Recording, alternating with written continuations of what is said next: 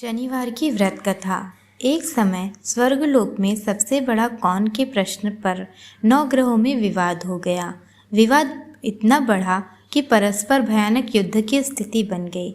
निर्णय के लिए सभी देवता देवराज इंद्र के पास पहुँचे और बोले, हे देवराज, आपको निर्णय करना होगा कि हम में सबसे बड़ा कौन है। देवताओं का प्रश्न सुनकर देवराज इंद्र उलझन में पड़ गए। इंद्र बोले, मैं इस प्रश्न का उत्तर देने में असमर्थ हूँ। हम सभी पृथ्वीलोक में उज्जैनी नगरी में राजा विक्रमादित्य के पास चलते हैं। देवराज इंद्र सहित सभी ग्रह देवता उज्जैनी नगरी पहुँचे।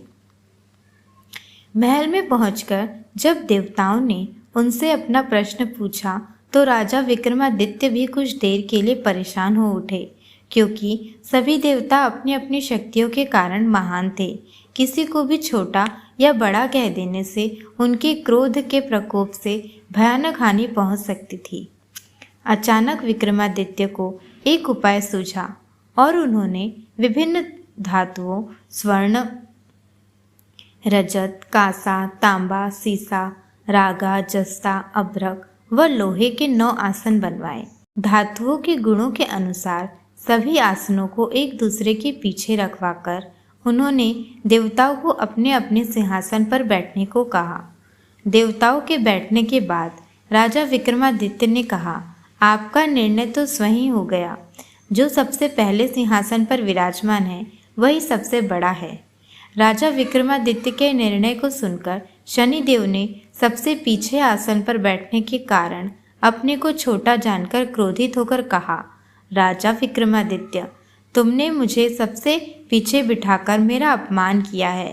तुम मेरी शक्तियों से परिचित नहीं हो। मैं तुम्हारा सर्वनाश कर दूंगा। शनि ने कहा, सूर्य एक राशि पर 1 महीने, चंद्रमा 2.25 दिन, मंगल 1.5 महीने, बुध और शुक्र 1 महीने, बृहस्पति 13 महीने रहते हैं, लेकिन मैं किसी भी राशि पर 7.5 वर्ष तक रहता हूँ। बड़े बड़े देवताओं को मैंने अपने प्रकोप से पीड़ित किया है। राम को 7.5 के कारण वन में जाकर रहना पड़ा। रावण को 7.5 के कारण युद्ध में मृत्यु का शिकार बनना पड़ा। राजा, अब तू भी मेरे प्रकोप से नहीं बच सकेगा। इसके बाद अन्य ग्रह देवता तो प्रसन्नता के साथ चले गए, परंतु शनिदेव बड़े क्रोध के साथ वहां से विदा हुए। विक्रमादित्य पहले की तरह न्याय करते रहे। उनके राज्य में सभी स्त्री पुरुष बहुत आनंद से जीवन यापन कर रहे थे। कुछ दिन ऐसे ही बीते। उधर शनि देवता अपने अपमान को भूले नहीं थे। विक्रमादित्य से बदला लेने के लिए एक दिन शनिदेव ने घोड़े के व्यापारी का रूप धारण किया और विक्रमादित्य के नगर उज्जैनी पहुँचे। राजा विक्रमादित्य ने राज्य में किसी घोड़े के व्यापारी के आने का समाचार सुना तो अपने अश्वपाल को कुछ घोड़े खरीदने के लिए भेज दिया। घोड़े बहुत कीमती थे। अश्वपाल ने जब वापस लौटकर इस संबंध में बताया तो राजा विक्रमादित्य स्वयं आकर एक सुंदर व शक्तिशाली घोड़े को पसंद किया। घोड़े की चाल देखने के लिए राजा उस घोड़े पर सवार हुए तो वह घोड़ा बिजली की गति से दौड़ पड़ा। तेजी से दौड़ता दौड़ता घोड़ा राजा को दूर जंगल में ले गया और फिर वहां गिराकर जंगल में कहीं गायब हो गया। राजा अपने नगर में लौटने के लिए जंगल में भटकने लगा, लेकिन उन्हें लौटने का कोई रास्ता नहीं मिला। राजा को भूख प्यास लग आई। बहुत घूमने पर उसे एक चरवाहा मिला। राजा ने उससे पानी मांगा। पानी पीकर राजा ने उस चरवाहे को अपनी अंगूठी दे दी। फिर उससे रास्ता पूछकर वह जंगल से निकलकर पास के नगर में पहुँचे। राजा ने एक सेठ की दुकान पर बैठकर कुछ देर आराम किया। उस सेठ ने राजा से बातचीत की तो राजा ने बताया, मैं उज्जैनी नगरी से आया हूँ। राजा की कुछ देर दुकान पर बैठने से सेठ की बहुत बिक्री हुई।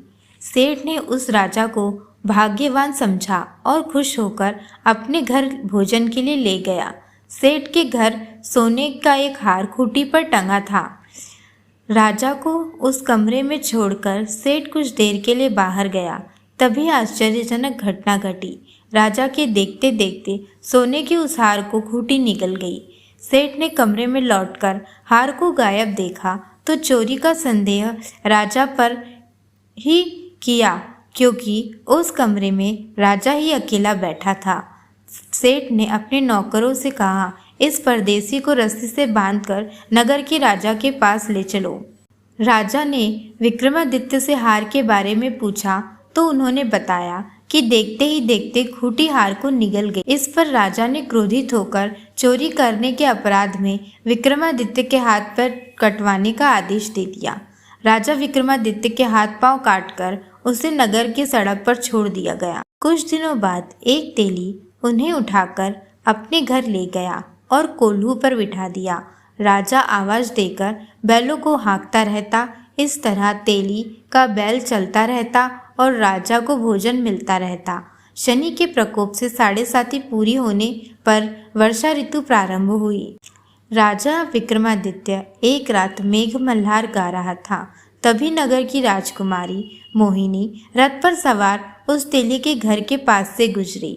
उसने मेघ मल्हार सुना तो उसे बहुत अच्छा लगा और वह दासी को भेजकर गाने वाले को बुला लाने को कहा। दासी ने लौटकर राजकुमारी को अपंग राजा के बारे में सब कुछ बता दिया। राजकुमारी उसके मेघ मल्हार से बहुत मोहित हुई, अतः उसने सब कुछ जानकर भी अपंग राजा से विवाह करने का निश्चय कर लिया। राजकुमारी ने अपने माता पिता से जब यह बात कही तो वे बड़े हैरान हुए। रानी ने मोहिनी को समझाया, बेटी तेरे भाग्य में तो किसी राजा की रानी होना लिखा है, फिर तू क्यों उस अपंग से विवाह करके अपने पाँव पर कुल्हाड़ी मार रही है। राजकुमारी ने अपनी जिद नहीं छोड़ी। अपनी जिद पूरी करने के लिए उसने भोजन करना छोड़ दिया और प्राण त्यागने का निश्चय कर लिया। आखिर राजा रानी को विवश होकर अपंग विक्रमादित्य से राजकुमारी का विवाह करना पड़ा। विवाह के बाद राजा विक्रमादित्य और राजकुमारी तेली के घर पे रहने लगे।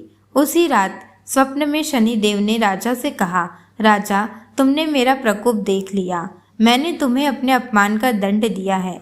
राजा ने शनिदेव से क्षमा याचना की और प्रार्थना की, हे शनिदेव आपने जितना दुख मुझे दिया है अन्य किसी को ना देना। शनिदेव ने कुछ सोचकर कहा, राजा मैं तुम्हारी प्रार्थना स्वीकार करता हूँ। जो कोई स्त्री पुरुष मेरी पूजा करेगा, शनिवार को व्रत करके मेरी व्रत कथा सुनेगा, उस पर मेरी अनुकंपा बनी रहेगी। प्रातःकाल राजा विक्रमादित्य की नींद खुली तो अपने हाथ पांव देखकर राजा को बहुत खुशी हुई। उसने मन ही मन शनिदेव को प्रणाम किया। राजकुमारी भी राजा के हाथ पांव सही सलामत देखकर आश्चर्य में डूब गई।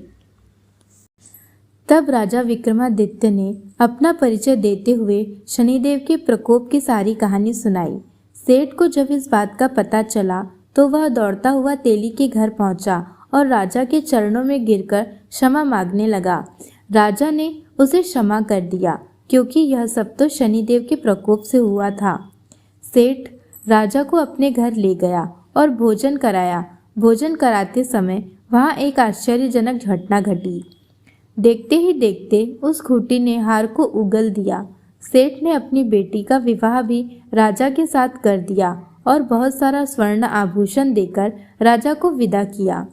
राजा विक्रमादित्य राजकुमारी मोहिनी और सेठ की बेटी के साथ उज्जैनी नगरी पहुंचे। नगरवासियों ने हर्ष के साथ उनका स्वागत किया। अगले दिन राजा विक्रमादित्य ने पूरे राज्य में यह घोषणा करवाई कि शनिदेव सब देवों में सर्वश्रेष्ठ हैं। प्रत्येक स्त्री पुरुष शनिवार को उनका व्रत करे और व्रत कथा अवश्य सुने। राजा विक्रमादित्य की घोषणा से शनिदेव बहुत प्रसन्न हुए। शनिवार का व्रत करने और व्रत कथा सुनने के कारण सभी लोगों की मनोकामना शनिदेव की अनुकंपा से पूरी होने लगी। सभी लोग आनंद पूर्वक रहने लगे।